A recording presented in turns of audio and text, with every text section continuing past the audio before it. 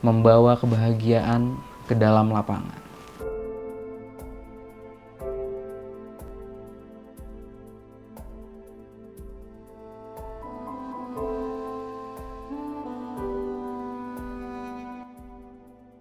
Rest in power Diego. Hovisto Maradona. Kami melihat Maradona.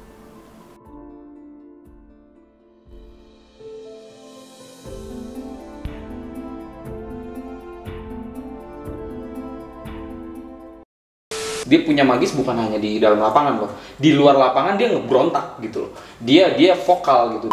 Hello friend, you know it's Ray. Dan masih di edisi berkabungnya Diego Maradona.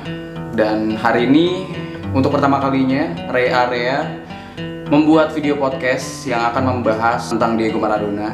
Dan seperti kalian tahu, gue udah ngebuat video tentang perjalanan karir, cerita, dan latar belakang dari seorang Diego Maradona. Hari ini gue mengundang teman-teman gue yang dimana dulu kita tuh pernah bikin podcast bola. Dan sekarang podcastnya udah gak jalan, tapi mereka punya podcast bola baru yang namanya Sandiwara Sepak Bola. Dan kalian bisa dengerin podcastnya di Spotify. Di sini ada Yefta, di sini ada Fijal Aji. Fizal. Kita ini memang sering banget kalau lagi nongkrong ngomongin bola gitu loh. Jadi gue sengaja mengundang mereka. Gue pengen, walaupun mungkin di antara kita bertiga tuh memang kayaknya belum pernah ada yang nonton Maradona secara langsung ya. Belum. Untuk secara langsung, tapi kita semua tahu bahwa kita bisa sekarang akses video-video atau kita bisa nonton ketika Maradona bermain bola gitu loh. Gue sengaja ngundang mereka sebenarnya untuk gue pengen tahu aja, friend, kayak gimana sih Maradona menurut pendukung-pendukung bola gitu loh.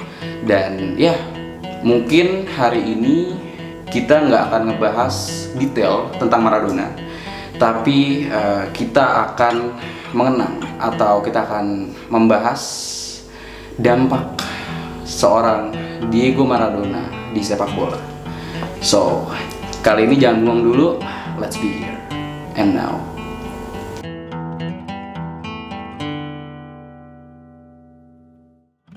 Sebenarnya my first question would be, ketika lo denger Maradona gitu ya, apa sih yang terlintas di otak lo gitu?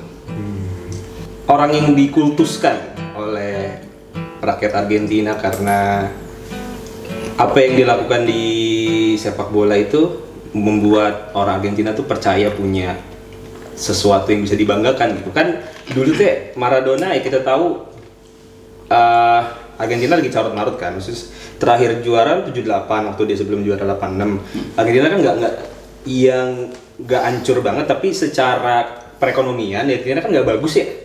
Orang-orang kayak stres gitu dengan keadaan carut marut di negaranya, sampai akhirnya ada orang yang bisa bikin Argentina berbicara banyak gitu di Piala Dunia. Itu sih bikin gue merasa orang yang dari sepak bola yang bisa dikultuskan segitunya gitu oleh satu negara gitu. Iya nggak sih? Kalau lu lihat pasti kan hampir seluruh Argentina, orang-orang itu nangis pas Maradona pergi gitu. Ya sebegitu berartinya buat seluruh rakyat Argentina.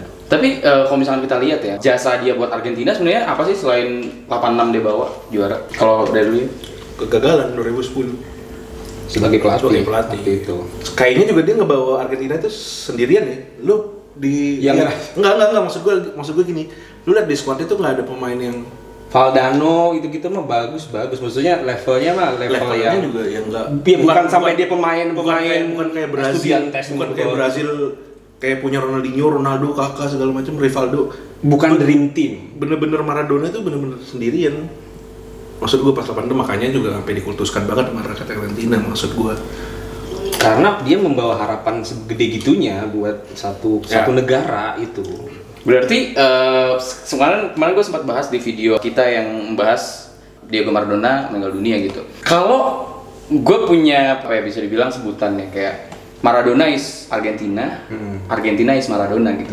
Karena once lu mendengar nama Maradona, pasti yang pertama kali terlintas di otak lu adalah bendera Argentina gitu. Atau sebaliknya. Atau ngomongin Argentina ya Maradona mungkin ada di pertama. Betul. Nah, lebih luas lagi, kalau misalkan kita bilang Maradona is Argentina dan Argentina is Maradona, lu setuju nggak kalau Maradona is sepak bola gitu? Kalau gue denger sepak bola identik dengan Maradona gitu. Iya. Enggak sih kalau gue. Kenapa tuh? Ya karena gue nggak hidup di zaman itu juga. Oke. Dan gue salah satu orang yang bukan nggak suka ya, yang biasa aja gitu sama Maradona. Iya biasa aja. Nggak masalah. Nggak apa-apa. Nggak masalah. Maradona biasa aja. Oke, itu oke. Jadi nggak bisa diidentikan Maradona itu sepak bola gitu. Kayak yang lu bilang. Nggak. Dia pemain bola hebat, iya. Dia pemain bola yang berpengaruh buat Argentina, iya. Buat di kota Napoli, di Naples ya, iya. Cuman ya nggak sampai sebegitunya diidentikan dengan sepak bola. Jadi gue tahu sepak bola gara-gara Maradona gitu. Dengar sepak bola, oh ini Maradona, enggak sih. Oke, tapi kalau misalnya kita lebih jauh lagi gitu, misalkan kita bahas, di Argentina, dia berhasil ngebawa Argentina juara di tahun 1986 gitu kan. Nah, kalau kita lihat di 86 itu kan ada kontroversi besar di sepak bola. Gue pertama tahu itu tuh dulu kan gue sempet langganan koran bola. Tapi yang pertama kali gue lihat itu kan ya highlight terbesar pasti ada di situ tuh yang 86. Terus di TV, di RCTI dulu kan sering diputar juga tuh. Gue kan sering begadang, malam-malam tuh sering kan ada tayangan highlight Piala Dunia atau momen-momen sebelumnya. Di situ kayak ngelihat apaan ini orang, maksudnya dia bukan nggak sengaja tapi kayak diginin tung gitu kan, di tinju gitu. Bagi gue tuh saat itu kok bisa nggak ketahuan wasit gitu saat itu. Tapi kan pas udah sering nonton bola ya memang sepak bola perlu yang gitu-gitu gitu. Itu gue melihat itu justru keindahan sepak bola menurut gue. Lu bisa bilang itu indah karena lu penonton netral atau lu pendukung yang diuntungkan. Ketika lu yang jadi tidak diuntungkan, tim Inggris ya, terutama kipernya. Kesel dong, Peter Shilton. Kalau menurut lu tadi disengaja ya, seperti disengaja. Ya. Kalau pendapat gue malah justru itu instinktif gitu. Kayak itu intuisi dia aja yang dimana dia udah tahu nggak bisa nge-reach bola dan dia jadi pakai tangannya gitu. Kayaknya 86 tuh emang punya dia gitu emang. 86 punya dia. Lu tau nggak yang gol keduanya? Iya. Goal of the century. Itu juga salah wasitnya kan, banyak yang bilang kayak di rewind gitu ada pelanggaran ke salah satu pemain Inggris, tackle tapi sebelum nggak bola. diapa-apain. Iya, tapi nggak dipoin dari tengah lapangan. Dari sebelum bola ke Maradona. Itu ada di tackle pemain Inggris, harusnya foul. Ya, tapi kan abis itu lu misalnya jadi foul itu nggak bakal ngelihat gol terbaik. Kalau itu udah punya dia lah itu. Oke lah, 86 kalau misalnya tadi Yefta bilang tahunnya Maradona. Kita tahu Maradona 86 berhasil pertama kali ngebawa Napoli juara kan. Nah, itu kemarin ketika meninggal itu gue tersentuh juga sih kayak ketika pertama kali ada kabar Maradona meninggal gitu 25 November 2020 kemarin. Yang lain pada bilang bela sungkawa, rest in peace dan lain-lain. Napoli nge-tweet pertama kali di Twitter itu dia nggak bilang rest in peace, dia nggak bilang apa, dia cuma ngomong Ho visto Maradona. Kami melihat Maradona. Wah itu kan dalam banget gitu. Dan di Naples, Italia Selatan itu Maradona muralnya di mana-mana dan kayak udah mendarah daging.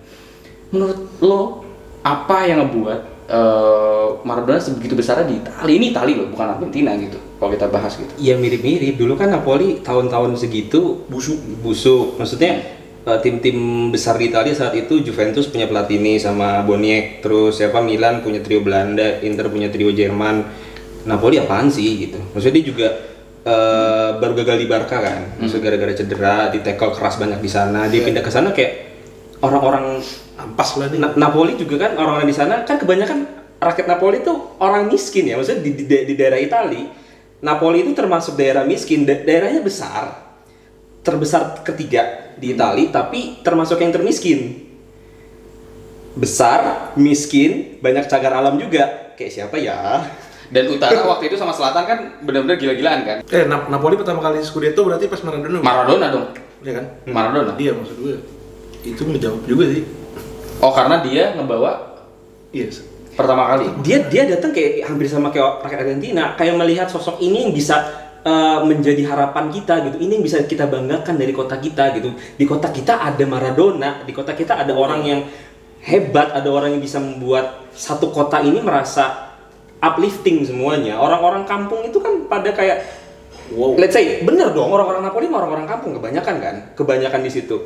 Yang datang nyambut Maradona 75.000, hampir setengah itu orang-orang Napoli yang mungkin tidak punya pekerjaan. Merasa ini harapan kita gitu. Mungkin kita bisa memulai gimana rasanya di papan atas Liga Italia gitu di tim kita gitu. Walaupun 2 tahun pertama sebenarnya struggle juga dia. It's fine, tapi kayak ada harapan gitu di situ. Ada harapan gitu sih. Harapan masuk itu nggak bisa dibeli dengan apapun. Tapi lu sadar nggak, Maradona nggak ngebawa Napoli sendirian pada saat itu. Tapi ketika Maradona datang,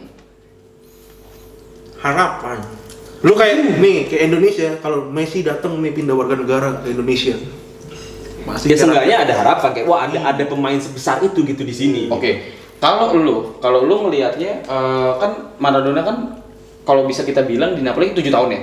2 tahun dia struggle awal, 5 tahun lumayan sukses. Menurut lo, Maradona lebih besar di Italia, Naples atau di Argentina? Kenapa? Karena Piala Dunia 90 ya kan?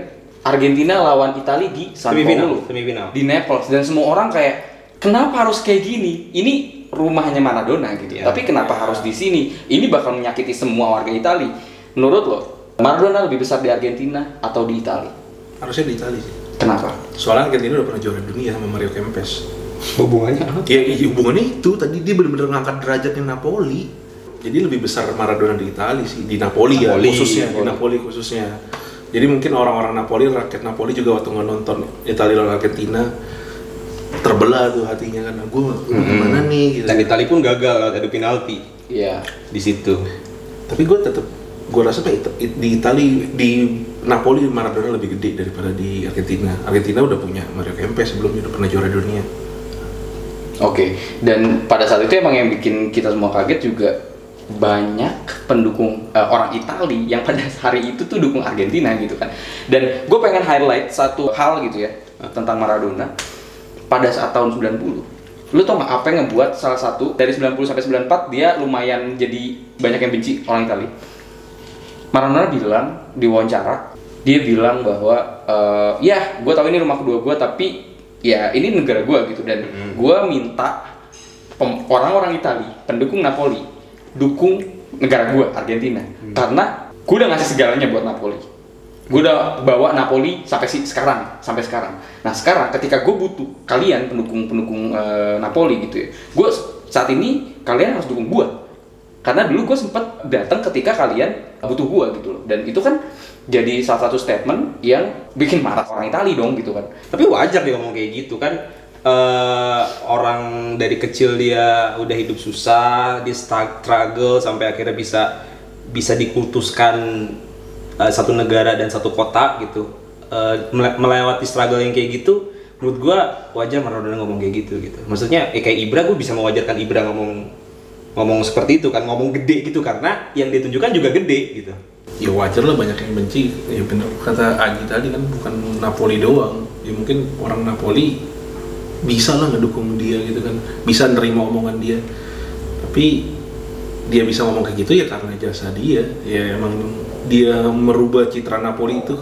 Pas gue suka bola tuh ngeliat Napoli juga emang kayaknya tim gede gitu. Oh, lu udah nonton ya? Bukan nonton, maksudnya denger gaung-gaung Napoli itu dulu tim lumayan pesaing-pesaing Milan dulu kan, zaman-zamannya si Gullit masih di sana. Ya gara-gara Maradona kan. Kalau kita bahas dampak seorang Maradona di sepak bola sampai akhir hayatnya, dari dia jadi pemain sampai jadi dia pelatih, sampai kita tahu semua dia pernah dia ngancungin jari tengah di Rusia 2018 gitu loh. Sebesar apa sih dia di sepak bola sampai dia ngelakuin hal-hal yang kita tahu nyeleneh, banyak lah hal-hal nyeleneh yang Maradona lakukan gitu di luar lapangan, tapi masih bisa dibilang masih dimaafin sama orang-orang gitu. Karena walaupun dia bacot, dia bisa buktiin itu di lapangan. Oke, kalau lu ngomong kayak gitu, berapa lama dia? Kesuksesan dia gitu kalau dibandingin Messi, CR gitu. Ya, mungkin kalau zaman sekarang beda dong, maksudnya. Oke. Maradona dengan lah lu bilang ke rentang waktu kesuksesan ya 5 atau 6 tahun gitu, tapi dampak dia kan segede itu gitu. Hal bagaimana sosok dia jadi leader di situ tuh ngebuat sekitar dia jadi naikin yang lain gitu loh. Ada Maradona di tim tapi lain. Maradona gitu. menurut gue itu contoh salah satu pemain yang gimana ya, nggak bisa ngatur gaya hidupnya supaya bisa itu jelas di prime terus. Enggaknya sampai umur 30 lah. Dia belum nyampe umur 30 aja udah ngedrop banget cuy. Sekali lagi gue nggak nonton langsung, tapi gue ngeliat rekamannya gitu. Gue bisa bahagia ngeliat dia main bola karena gue bisa ngeliat dia bener-bener play it with joy gitu, joyful. Ya, tapi kalau ngelihat dia main sih, ya emang gila sih Maradona menurut gue. Suci bagi orang-orang, membuat orang punya harapan, itu tuh priceless, itu nggak bisa dibeli gitu di situ. Orang yang nggak punya apa-apa, merasa dirinya sampah, merasa satu negara sama satu kota ngerasa gitu loh. Datang satu tuh, nih kumpulan gue bisa jadi berbicara lebih banyak, diwakilkan sama orang. Yang bahkan kalau di Napoli bukan orang asli sini, itu loh yang ngebuat orang bisa sedih itu gitu sama kehilangan Maradona. Kalau kita bahas dia jadi pelatih, Nggak ngerti apa, nggak ngerti taktik. Kita aku itu Maradona nggak ngerti. makanya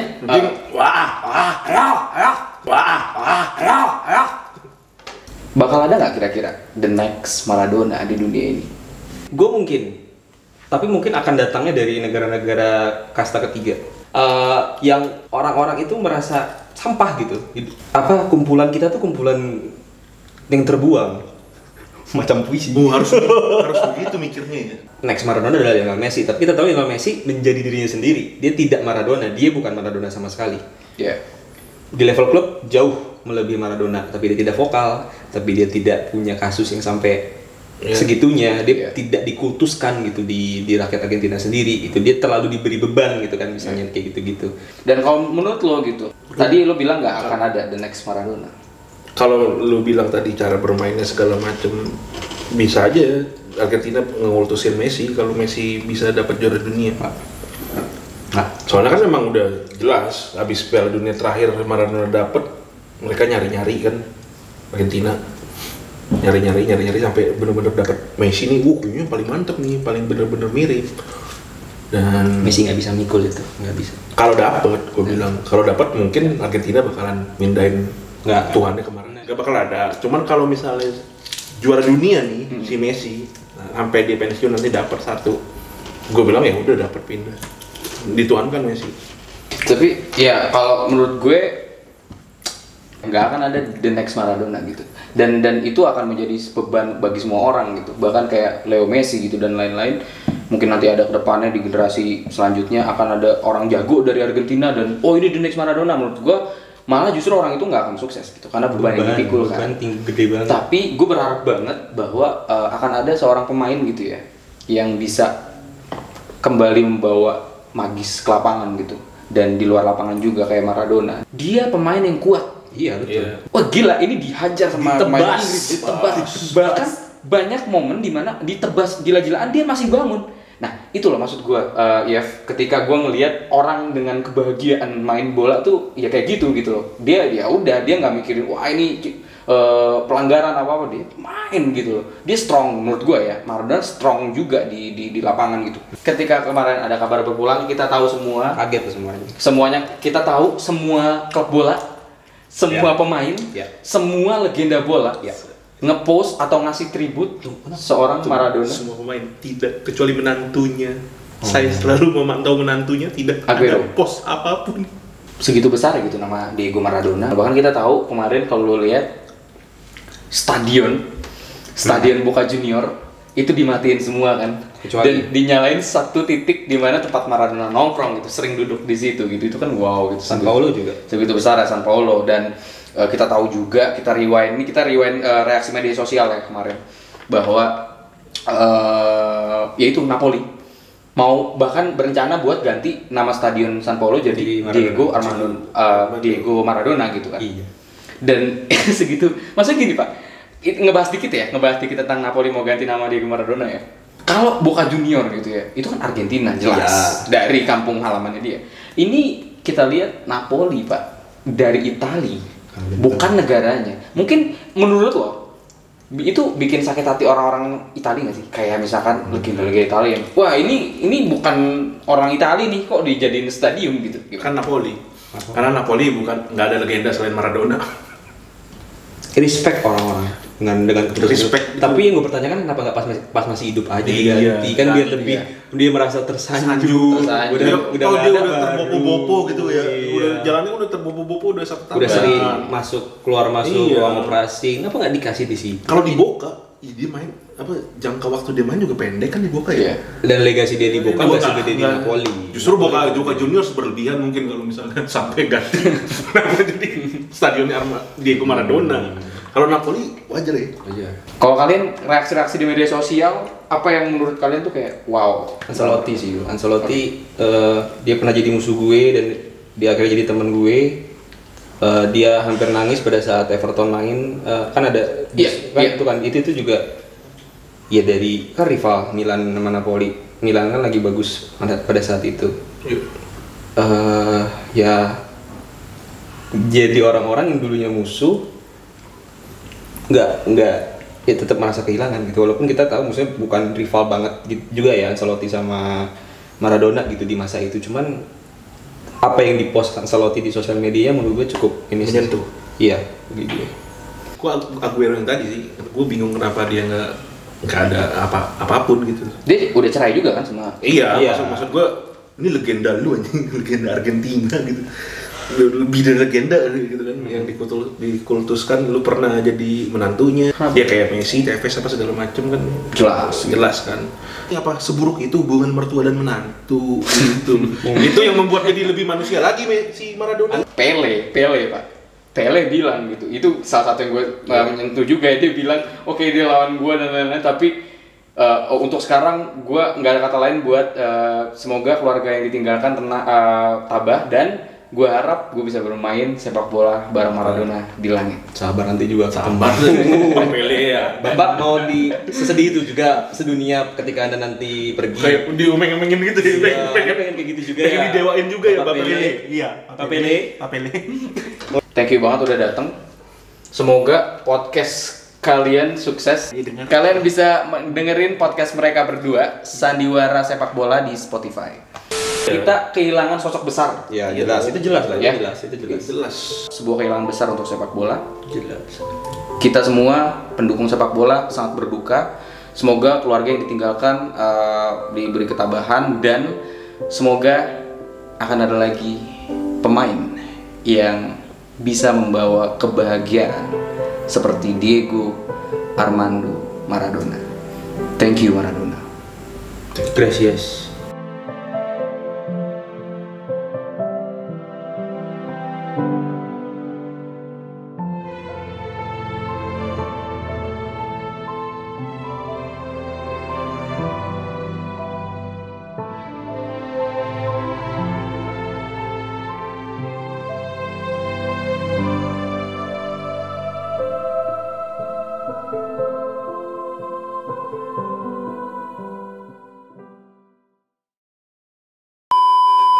Anyway, karena kita semua termasuk yang di belakang layar tadi adalah pendukung bola, kayaknya nggak sah. Ada jujur friend, dari tadi ketika kita ngomong ya, lu berdua ngomong, gue tuh ngeliat dia udah gatel. Dia kayak udah mau ngomong, ngasih pendapatnya dia. Iya, dia mau. Nggak, jadi si Dito ini kayaknya pengen punya, dia punya perspektif tentang Maradona dan dia mau berkomentar. Nah, lo nggak tahu bahwa kalau lo hidup di zamannya dia lagi main tuh apakah benar sehebat itu atau enggak, kayak gitu sih kalau menurut gue. Rekaman-rekaman Maradona main gitu, cara dia ngolah bola. Nah tapi emang kalau lihat dari rekamannya emang ya one of the best sih gue lihat.